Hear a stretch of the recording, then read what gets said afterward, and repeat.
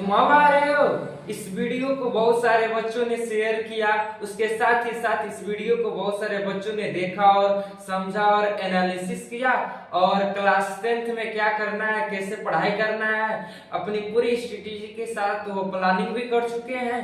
चलो कोई बात नहीं, अभी कोई देर नहीं हुआ है। इस लेक्चर में हम लोग समझने वाले हैं कि how to start class 10th, how to perfect planning of class 10th, how to avoid this five mistake. इस लेक्चर में हम लोग समझने वाले हैं कि वो कौन कौन सी गलतियां हैं जो क्लास 10th स्टूडेंट को नहीं करनी चाहिए, क्योंकि यदि वो गलतियां क्लास 10th के स्टूडेंट करते हैं तो उनको आगे चल के यानी कि एग्जाम के समय कठिनाइयों का सामना ना पड़ सकता है और उनकी परसेंटेज में डिक्रीजेज देखने को मिल सकती है। क्लास 10th के बच्चों को जो सबसे बड़ी प्रॉब्लम होती है वो क्लास 10th में आते ही क्लास 10th के बच्चे अलग अलग टीचरों से, अलग अलग स्कूलों से, अलग अलग इंस्टीट्यूशन से, अलग अलग ऑनलाइन क्लासेस से पढ़ने लगते हैं। ये सबसे बड़ी प्रॉब्लम क्लास 10th के बच्चों को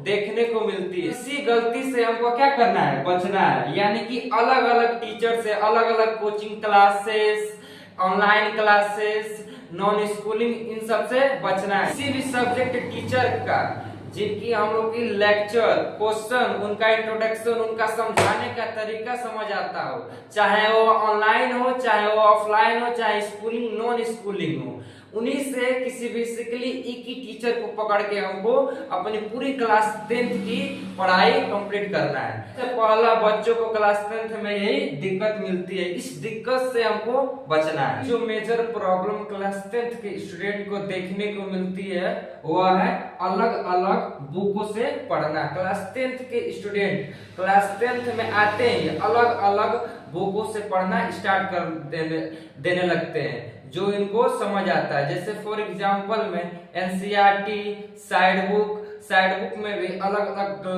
राइटरों का लगते हैं पढ़ने। बेसिकली हमको इस गलती से भी बचना है, क्योंकि क्लास 10th में जो सीबीएसई के द्वारा बुक लगाई जाती है वह एनसीईआरटी पैटर्न की बुक होती है। इसी मेजर गलतियों से कि अलग अलग बुक को क्लास 10th के स्टूडेंट को नहीं प्रेफर करना चाहिए। आप लोगों को एनसीईआरटी, बेसिकली आपको एनसीईआरटी ना समझ आती है तो आप लोग मोबाइल पर और वन शॉट रिवीजन देख सकते हैं, ठीक, या अपने टीचरों से समझ सकते हैं। आजकल तो टेक्निकल का जमाना है, ऑनलाइन जमाना है, तो हर चीज आपके मोबाइल पर आ सकता है। इसके लिए आप एनसीईआरटी का एक ऐप आता है इंग्लिश में, ठीक, जो आप डाउनलोड कर सकते हैं, जिसमें हर एक राइटर का, हर चैप्टर का सैंपल क्वेश्चन पेपर, पीवाईक्यू, सब चीज उसी एनसीईआरटी बुक में दिया रहता है। क्लास 10th स्टूडेंट को जो सबसे बड़े यानी कि पांचों जो मिस्टेक में बताने जा रहा हूँ, पांचों जो गलतियां क्लास 10th में करते हैं, उसमें सबसे बड़ी क्लास 10th स्टूडेंट को देखने को ये गलतियां मिलती है कि कल से करेंगे, यानी किसी भी काम को कल पर टालना। इसीलिए किसी कवि ने कहा है, कल करे सो आज कर, आज करे सो अब, यानी कि इसका मतलब ये हुआ कि हमें अपने काम को कल पर नहीं त्यागना चाहिए, कल पर नहीं निर्भर करना चाहिए, यानी कि हमें अपने काम को समय रहते ही कर लेना चाहिए। इसलिए इस तीसरी गलती से भी क्लास 10th स्टूडेंट को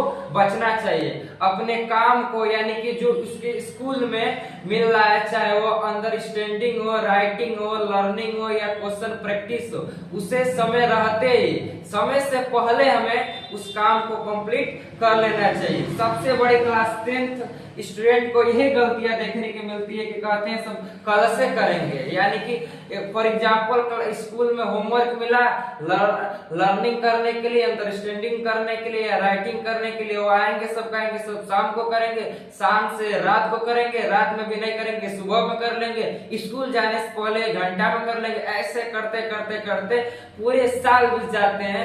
स्टूडेंट ध्यान से सुन लो, इस गलतियों से तुम्हें बचना है, कल पर अपने काम को नहीं निर्भर करना है। चौथी जो गलतियां देखने को मिलता है वह है बोर्ड एग्जाम की चिंता।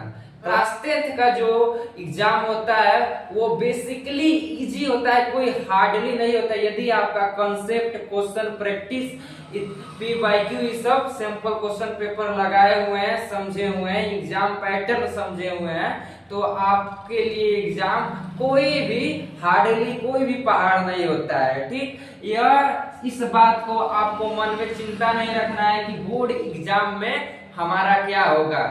क्या अपने मन में इस डर को न बैठाए रहिए कि जो क्लास 10th का बोर्ड का एग्जाम होता है वो बहुत ही हार्डली टफली होता है, कोई पहाड़ नहीं होता है, बेसिकली बहुत ही इजीली होता है। यदि आप की कॉन्सेप्ट, अंडरस्टैंडिंग रेगुलर यदि आप पढ़े हुए हैं, ठीक, आपने क्वेश्चन प्रैक्टिस किया है, आपने प्रीवियस ईयर क्वेश्चन लगाया है, आपने एग्जाम पैटर्न को समझा है, तो आपके लिए मैं यह गारंटी देता हूं कि बोर्ड एग्जाम यानी क्लास 10th का जो एग्जाम होता है गवर्नमेंट के द्वारा जो कि लिया जाता है वो बेसिकली कोई भी हार्डली नहीं होगा, वो इजीली लगेगा।